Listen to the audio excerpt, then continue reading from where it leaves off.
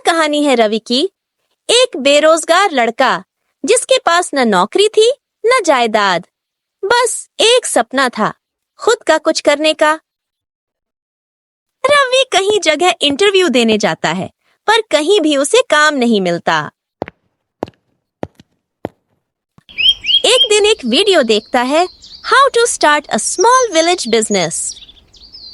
अगर नौकरी नहीं तो खुद का कुछ करूंगा।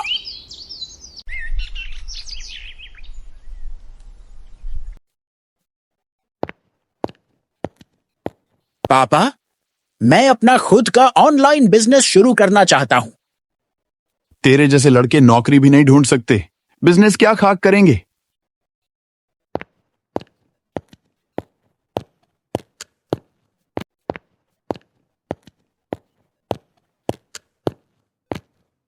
रवि गांव की औरतों से बात करता है।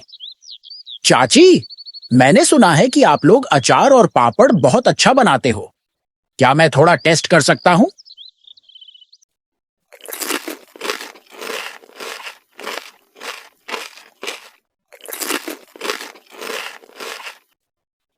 चाची, मैं आप लोगों के साथ मिलकर ऑनलाइन बिजनेस करना चाहता हूँ। मैं आपके इन स्वादिष्ट अचार पापड़ को दुनिया भर में बेचने में आपकी मदद करूंगा। अगर आप चाहते हो तो। हाँ रवि, हम तुम्हारे साथ बिजनेस करने के लिए राजी है।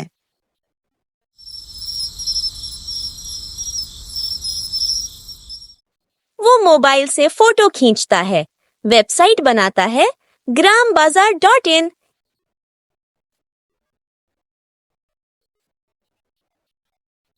एक हफ्ते बाद पहला ऑर्डर आता है दिल्ली से। रवि हर दिन पैकिंग सप्लाई पर खास ध्यान देता है और सोशल मीडिया पर प्रोडक्ट की फोटो भी पोस्ट करता है। रवि की मेहनत रंग लाने लगी।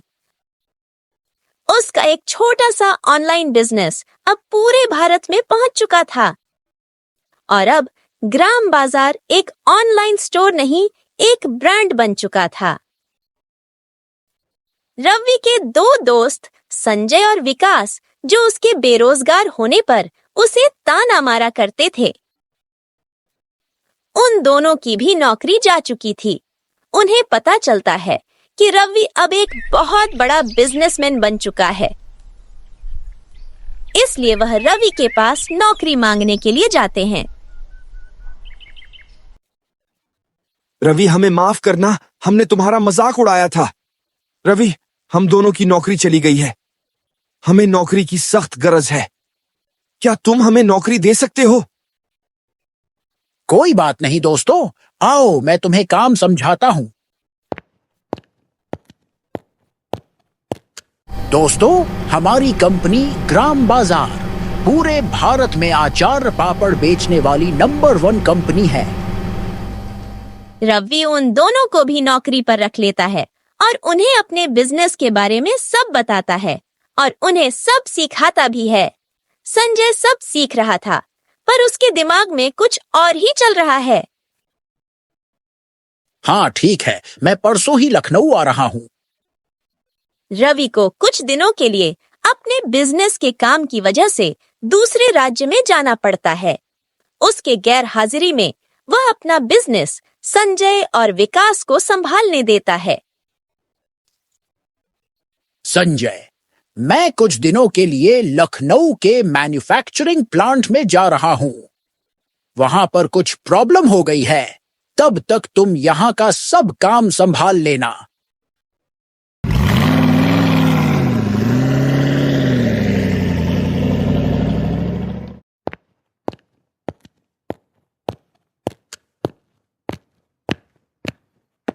संजय और विकास को बुलाओ जल्दी।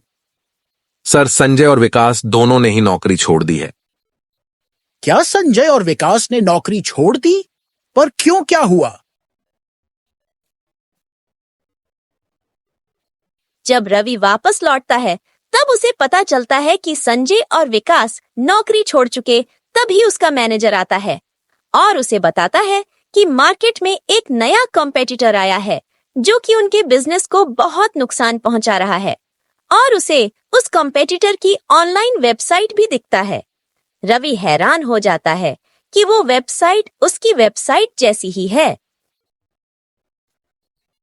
ये कैसे हो सकता है? ये तो हमारे ही अचार और पापड़ है। ये तो हमारे जैसे ही वेबसाइट है। इन्होंने तो हमारा बिजनेस मॉडल कॉपी किया है। तभी उसे पता चलता है कि यह नया कॉम्पिटिटर और कोई नहीं बल्कि संजय और विकास ही है और उन दोनों ने उसे धोखा दिया है।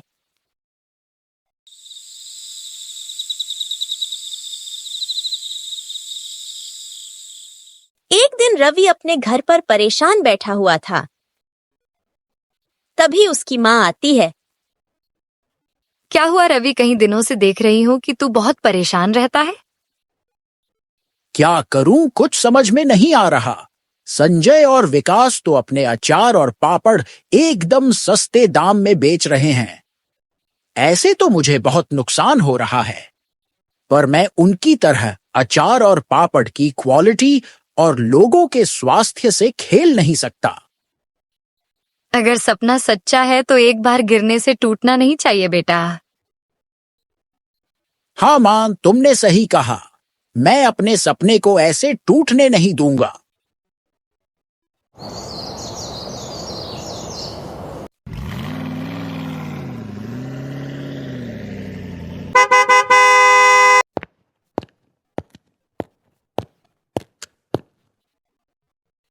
चाची, क्या आप अलग अलग प्रकार के अचार पापड़ बना सकते हो, जैसे कि आम और गाजर के?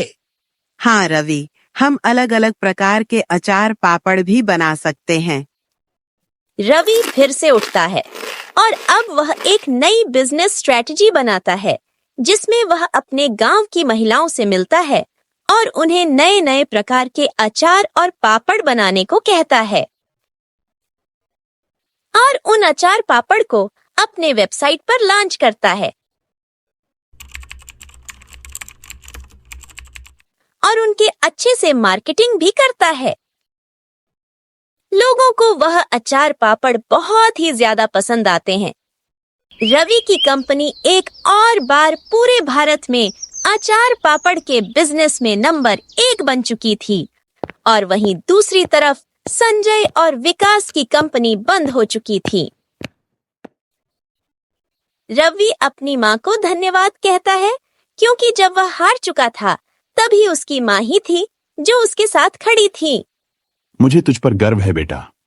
आखिर तूने जो चाहा वह तूने कर दिखाया। पापा, सब आपकी और माँ के आशीर्वाद के कारण ही हो सका है।